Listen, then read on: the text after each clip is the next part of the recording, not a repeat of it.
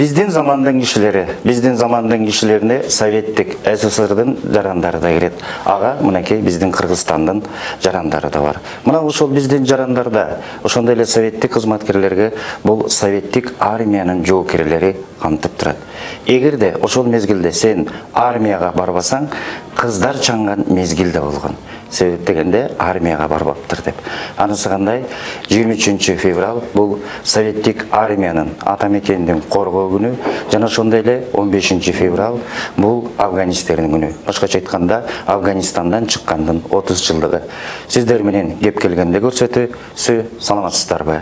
Ал эми бүгүнкү биздин көрсөтүүбүздүн мейманы Афганис, советтик армиянын жоокери, Кыргыз Республикасынын Жогорку Кеңешинин депутаты Кожобек Рыспаев Жайчугаевич болмокчу. Саламатсызбы? Саламатчылык. Эми мынакей, биз советтик армия жөнүндө кеп кылып калдык. Мисалы, мен дагы советтик жоокермин. Мен Курил аралдарында кызмат өтөгөм да, Сахалинде. Ана дегеле бул армияда кызмат кылгандар, сен кайсы жерде болдуң эле? Сен кайсы частта болдуң эле деген суроолорду биринчи бири-бирибизге берип келебиз да. Сиз кайсы частта, кайсы жерде болдуңуз эле? Мен баягы аскердик тартипте военкомат аркылуу өз милдетимди аткарып келдим. Ал убакта өзүңөр билесиңер да, совет мезгилинде баарыбыз 18-ге толгондо баарыбыз милдеттүү болчубуз аскерден барып кызмат кылууга. Мен чакырылдым да ошол биринчи Ашхабад деген шаарга Түркмөнстанга барып түштүм. Ал жерде сержанттык школду толугу менен өтүп, биз ошондо эле билдик. Ал убакта Афганистанда согуш күчөп турган, кырдаал катуу болуп турган. Канча жылдары? Мен 81-жылы бардым, 79-жылы барган. Советтик армиянын ошол ооган жергесине 79-жылы кирген. 81-жылы аябай күчөп турган убак болчу, үрөйдү учуруп турган убакта биз ошол сержанттык школду бүтүп, мен сержант деген званияны алып, анан кийин ооган жергесине бардым. Ооган жергесинде Шиндант деген провинцияга бардым. Ошол жерде артиллерия полку турган экен, ошол жерде кызмат кылып, ошол жерде кызмат өтөдүм. Андан ал кызматымдан жерде өтүп туруп, бизде мындай точкалар бар, ысык точкалар бар. Ошол ысык точкалардын бирөө бизде Гришки деген шаар бар, Гельмент деген дарыянын боюнда турат. 1 жыл 2 ай служба эткенден кийин кызмат өтөгөндө мен ошол Гришкиде, ошол жерде бир точкада, ысык точкада болдум да. Ошондо туруп кайта кайтып келдик. Ошондо мен 2 жыл толук аскер кызматына өтүп келдим, өзүмдүн милдетимди аткарып. Эми ушул армейский кызматтан, армейский жоокерликтен бир нерсени эстеп кетсек, мисалы мага башында мен 6 ай кызмат кылганда жана РПГ граниметти бергенде, мен көтөрө албай араны көтөрүп, анан кийин сержант болгондо АК автоматын алгам да. Сизге кайсы курал чегирилди эле ошондо?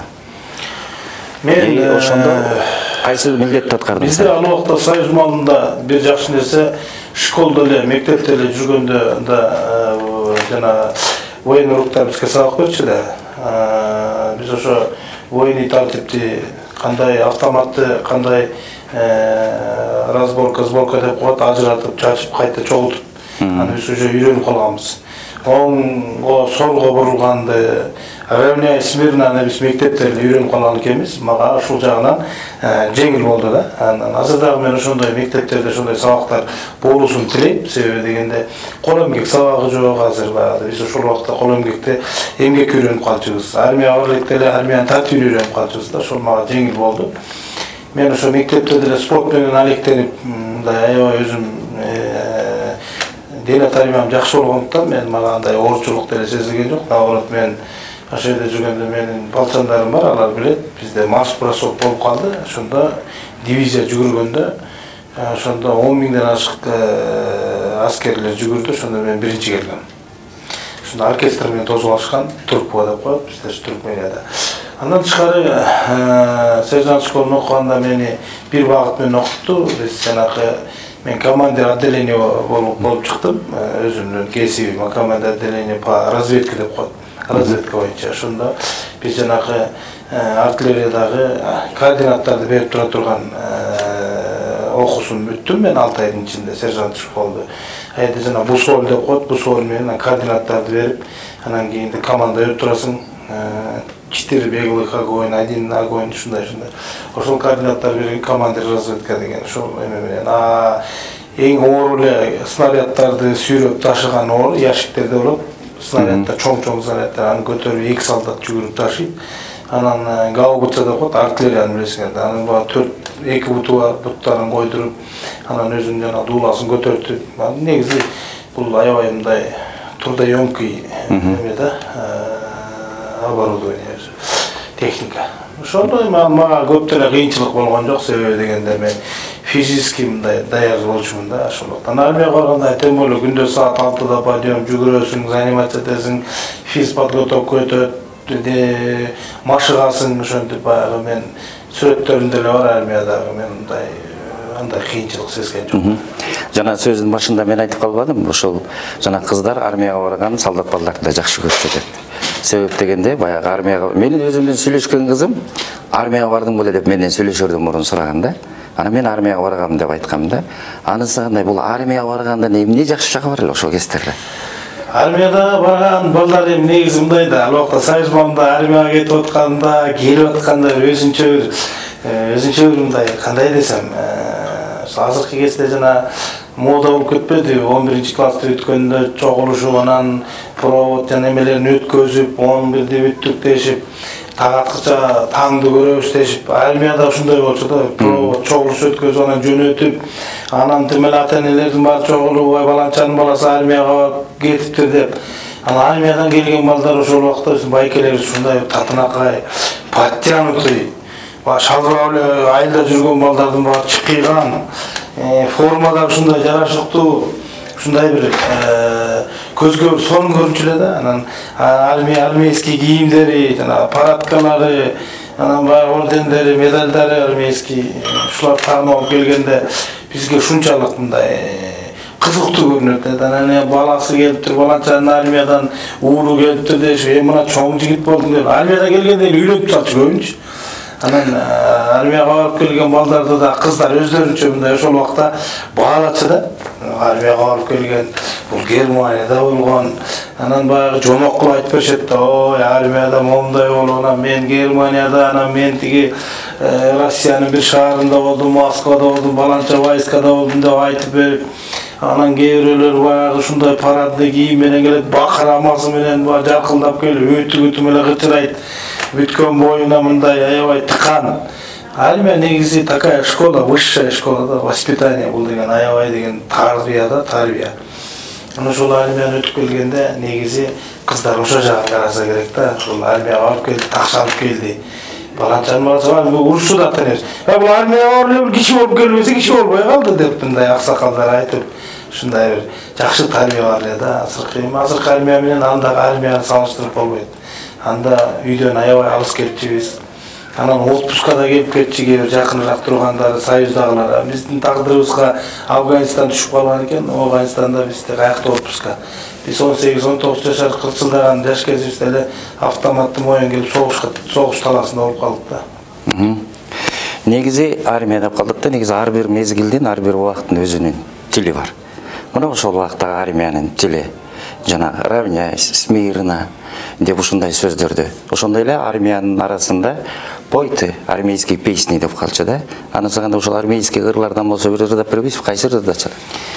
Эми мен старшина болуп жүрдүм. Ошол бизде пойты дегенчи эмес, бизде песни запевай деп команда бергенде кетип барат, анан кийин Россия деп мындай хор менен же болсо бөлөк жырларды ырдачубуз. Армейский ырлардан мындай көп эсимде жок, эми мен жаттап жүрө алган жокмун, бирок биз ошол Афганистан жергесинде жүргөндөгү ырларды көп ырдадык да. Анан баягы Ресвена деп команда бересиң да. Мен өзүм старшина болуп жүргөндө анан кийин левый деп солдаттарды сол буту менен жүргөндө катарга тизилип алып, анан кийин кругом или направо, головной бросать дегенде баары чыкпайт. Мына ушунчалык тартип менен алып жүрөсүң. Ошонун башында өзүм жүрдүм да.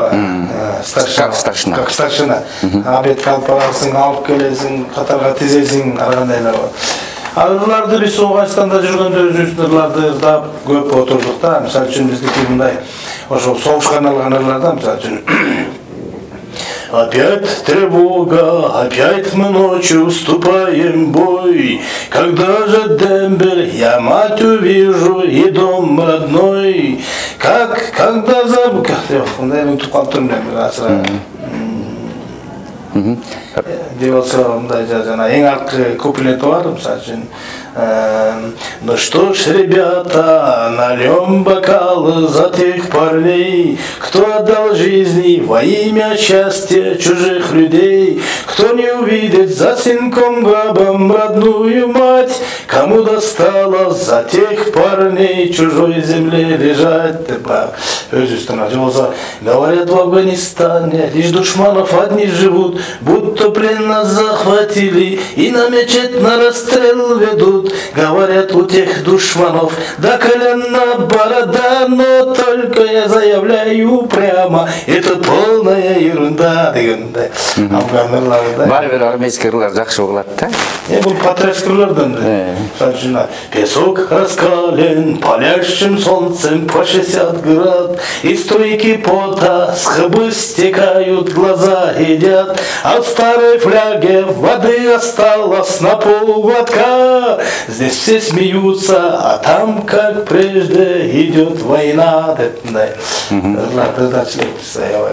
Мунун баары негизи тарых. Мунун баарын биз балдарыбызга да кырдап барып үйрөтүш керек да. Анан тарыхтан төлү болот деп мен айтып кетпедим. Ошол кездерде Союз мезгилде мени өкмөтүм багып алат деген да сөз бар болчу да. Мен муну айтып атканымдын себеби эми азыркы убакытка келсек. Мынакей ошо советтик армияда жүрүп отуруп, мынакей сиз азыр Кыргыз Республикасынын жогорку кеңешинин депутаты болдуңуз. Кээ бир учурларда комиссиянын төрагасы болуп атасыз. Комиссиянын төрагасы демекчи, мынакей ТЭЦ боюнча, ушул боюнча Атамбаевдин убагында башка чечим болуп, андан кийин азыркы убакта ошол эле депутаттар башка сөздү сүйлөгөндөй болуп атат да. Негизги ушул ТЭЦ боюнча эмнени айта аласыз? Мындай да, Атамбаевдин убагында башка чечим болуп, аны азыр бөлөкчө дегендей башка сөз айтып айтылат. Андай эмес да, мен андай айта албайм. Бул Атамбаевдин убагында болгон проект деп айтыш керек. Атамбаевдин убагында Атамбаев президент болуп турганда көп проекттер болду да. Бул проекттин бири ТЭЦ. Азыр өзүбүздүн ТЭЦибиздин абалы 2007-жылы курулган ТЭЦ, мунун эскилиги жетип калган ТЭЦ. Бул проектте болгон мурунтан эле. Ошол Максимдин убагында эле проектте болгон экен. Анан жана Сапар Исаковичтар ошол проект алышып, анан баягы Кытайдан Инексим банктан акча сүйлөшүп, анан муну тез аранын ичинде ратификациялап бергиле деп жогорку кеңешке тапшырма берип, биз болсо жанакындай кем карчы менен замечанияларды берип анан ратификация кылып берип атабыз. Бул кредитный соглашение деп коет. Ал кредитный соглашение негизинде акча келип, анан ошол ТЭОзу проектинин негизинде келип туруп, анан бул аткаруу бийлиги аткарыш керек да. Акчаны берип койсо эле анан кийин кескилеп ушуну 386 миллионду бир тыйына чейин сарптоо деген маселе жок да. Айда аткаруу бийлиги куруп, анан кийин ушурекини так аткарып, экономдоп, бул кредиттик акча болгондон кийин мамлекет элибиз төлөй турган болгондон кийин муну көзөмөлдөш керек болчу да. Анан ошол Атамбаевдин бийлиги учурунда бул башталып, анан салынып, Атамбаевдин бийлиги бүтүп атканда бүтүп, анан мынакей ушул бийликтин убагында бул азыр былыгы чыгып атпайбы? Ачка чыгып атат. Ачка чыгып атат да, эми курулуп бүткөндөн кийин сурап атабыз, кычкаш $600, эмне үчүн тиги өзүбүз эле материалдар менен жаза койгон, эмне үчүн арзан, бул арзан нерсе, эмне үчүн мынчага жазалып атат, калган акчасы кайда, эмне үчүн мынча кымбатка жасалып калат, биз деле андай берип атабыз, эмне үчүн тендер кылган жоксуңар, эмне үчүн мындай отбор болгон жок деп мен берген замечанияларда турат, эмне үчүн ТЭО жок, эмне үчүн без печати, без подписи алып келип атасыңар деген. Ошондой эле датка келмейт, например, ошол убакта айкада акчаны ратификациялап бергенбиз. Ошол эле жогорку кеңеш өкмөт сурап келген ратификацияларды бүт эле өткөрүп берет. Бюджетти да өткөрүп беребиз да, мисалы ушунча акча менен. Анан баягы айтып атышпайбы, жогорку кеңештин депутаттары, комитеттер жооп берсин деп. Анда биз бюджетти дагы жана Каныбек Эминалиев туура айтып атпайбы? Биз ратификацияны өткөрүп макул, бюджетти кабыл алып берип атабыз. Уурда барганда, же барганда биз жооп берели. Акча менен ким связан болсо, байланыштуу болсо, ким аткарса, ошол жооп берет. Мисалы үчүн сиз тиги кошунаңыздын үйүн салып атса, сизден акча сурап келсе, же болсо ошо айылыңызда бирөө там салып атса, акча сурап келсе, акчаңызды бергенден кийин кайта ошол жок кылган киши мисалы үчүн баланча чатырга алдырем сизден, эми ошол эки акча чатырга жетпей калды, мен дагы алдым деп айтпайт да, сизден дагы сурап келдим деп, ошого ченеп алыш керек. Бул алардын алып алып туруп, анан кийин болду ушунчаны курдук баланчага деп баягы текшерип контролуна келгенде булар азыр ошолордун бырыктары чыгып атат да, бүгүнкү күндө ошо жеп алгандары билинип атат. Ушунчалык көп суммага проектти жасашып, ошону аткаруу бийлиги баягы акчаны кандайча жолдор менен алып койгон билинип атат да. Ошон үчүн бул жерде жанакындай келишпестик көз караштар болуп атат. Мен деле айта аламын зат. Саясий ишмердигиңиз боюнча сизди СДБК партиясынан чыгардык дешти. Эми кийинки жол кадамдарыңыз кандай болот? Эмне үчүн сизди чыгарды? Ошол тескке байланыштуу эле болуп калды да. Мына сизге окшогон эле журналист мени Марал радиосу чакырып калды. Бардым. Как раз тексте жанакындай ызычуу болуп, авария болуп, анан кулактары чыгып, Сапар Исакович, Жантөре Жолдошевич, Осмонбек, Мамбетжанович, Айбек Калиев жана башкалардын баары тең суракка келип, анан иш козголуп тартыла баштаган убакта мен барып калдым радио Маралга. Радио Маралга барганда мен айтып атам, мага суроо берип атат, Кожоевич, мына азыр ушу СДБК партиясынын көптөгөн мүчөлөрү, саясий кызмат ээлеп жүргөндөрү, чоң кызмат ээлеп жүргөндөр бар жокко тартылып атат, ушу текстине келгенде коррупция менен байланышып атат. Эгерде ушулардын күнөөлөрү тастыкталып, ушулар ушул акчаны уурдаган, жешкен деген болуп калса, сиз ушул партия менен кийинкиде барасызбы же барбайсызбы деген суроо талап коюлуп атат мага. Суроо. Мен айтып атам, эгерде ушул СДБКнын тегерегиндеги дөө шаалар жеген ичкендери билинип, күнөөсү мойнуна коюлуп, жоопко тартылып калса, бул партия менен бара албайм го деп атам. Ошол негизде дагы бул эмне үчүн ушинтип айтат деп, мисалы үчүн Алмаз Шаршаш өзү үйрөткөн, таза айткыла, кайгагыла, ууруну деп өзүнүн аты менен айткыла, кылмышкерди деп айткыла дейт. Мен ошону айттым. Ошондон чыгып калдыңыз. Анан ошону алып туруп эле мага айтпай эле мени чакырбай эле чыгарып коюшту партияданчы. Мен партиядан чыгарып койсом, мен партияга жармашып, мени алгыла, мен эч жака кетпейм силерден деп тырмыша турган адам эмеспиз да. Мен өзүм элиме кызмат кылгым келет, кызмат кыла беребиз биз. Мен мамлекеттик кызмат иштеген эмесмин буга чейин. Айда туруп, мамлекеттик кызматта туруп байыган адам эмесмин. Ошон үчүн мен ишим ак болсо, партиялар көп, сүйлөшүп, эсеге мен чыга турган болсом, кете бергенге мен шартым. Дагы бир суроо да, мынакей дагы бир суроо. Ушул мурунку бийлик учурунда ушул мынакей ТЭЦ компаниясы боюнча, анан саясий куугунтуктар боюнча жүрөт. Мына бүгүнкү күндө Атамбаев бийликте жок. Негизи көп нерсеси жана сиз айткандай ачыкка чыга баштады. Ушул Текебаевдин өзүңүздүн кесиптешиңиздин камалышы боюнча ушул туура камалганбы?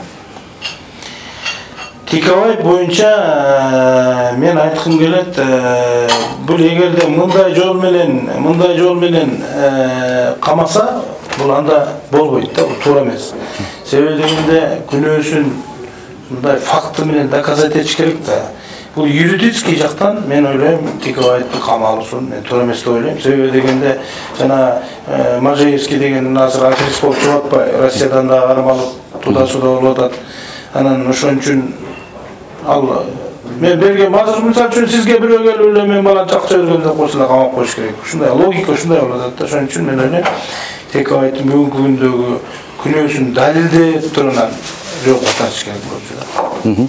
Эми кайра майрамга келсек, 23 февраль бул өлкөнү коргоо күнү. Мына ушунда сиздин бир талантыңыз бар да, көп таланттуу.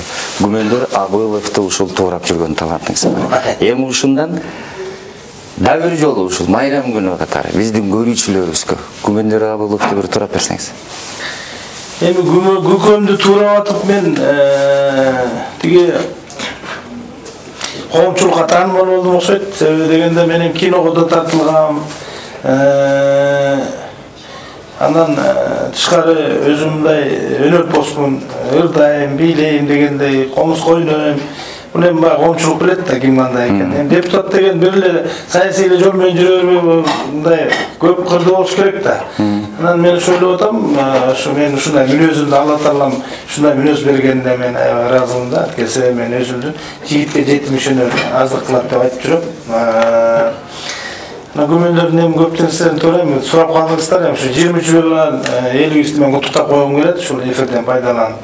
Эми баарыбыз эле ата мекенди коргойбуз, ата мекен үчүн күбөбүз деп коелу. Мен ушу как Ооган согушунун ардагери, ошонун лидери катары, патриот катары айтып койсом, элибизди, жерибизди, биз жаратылышыбызды, суубузду деги эле Кыргызстанды көздүн карегиндей сакташыбыз керек да. Биздин мамлекетке, биздин жерге, биздин бул жаратылышка кызыккандар көп чакалады. Келип эле ушул жакты баса алсак деген ойлору барлар бар. Желеги жок, жери жок жүргөн элдер бар. Ошон үчүн ушу Манас атабыз баш болуп, Алла Таалам берген жерибизди Кудайым биз коргосун, биз сактайлы, биз жөө бетинде, эл четинде бололу дагы ар дайым коргойлу. Баарыңыздарды келаткан байрамыңыздар менен куттуктайм. Эми күмөндөр жөнүндө айтып берейин. Күмөндөр бир калп айтып атат. Күмөндөрдү айтып атат. Bir jurnalistga kız. Aksakal, siz soğuşta buldunuz bile desi. Nasıl ben böyle oldum mu öyle soğuşta? Canım ben şuradaki nemsizleri kırmadım bu. O anda dedi Stakin kaç yazıyıp da dedi. Stakiniz kim dese. O Stalinci yok. Stalin kaç yazıyıp da bu sen özün gelmesin bulmaya kaldı degeninin soğuşa vardım dedi.